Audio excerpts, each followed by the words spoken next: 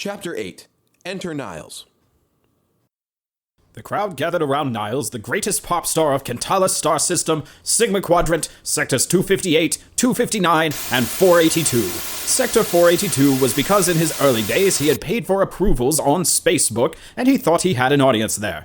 When it turned out the Death Maggots from the Joy Sphere really enjoyed his music, he set up a fanbase there. Paparazzi and camera flashes surrounded the majestic beast as the crowd around him grew to the hundreds. A microphone was placed in front of Niles' face as he was asked how he liked the planet Purplehh. With a slightly annoyed look, Niles turned his head to the suited man on his left. Prince Richie, Niles PR spokesman, pulled the microphone out from in front of Niles' face and responded. Niles is very happy to be here.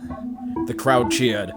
Prince Richie was a notorious socialite sponsor, a prolific addition to the galactic media movement who was never seen without his trademark shades.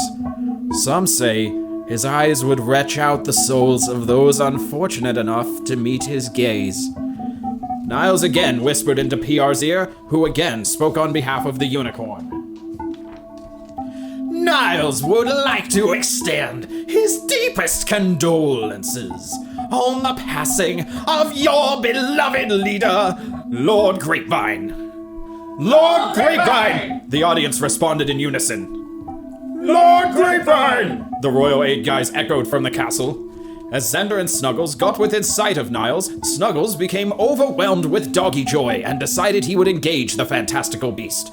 He suddenly sprang toward the crowd, trampling unsuspecting grapes on his way. Doggammit, not again! Xander lamented as he buried his face in his hands. He then took a deep breath while his cape began to lift, and the air around him wavered like fumes from a jet engine. In his mighty Viking voice, he called out, Snuggles!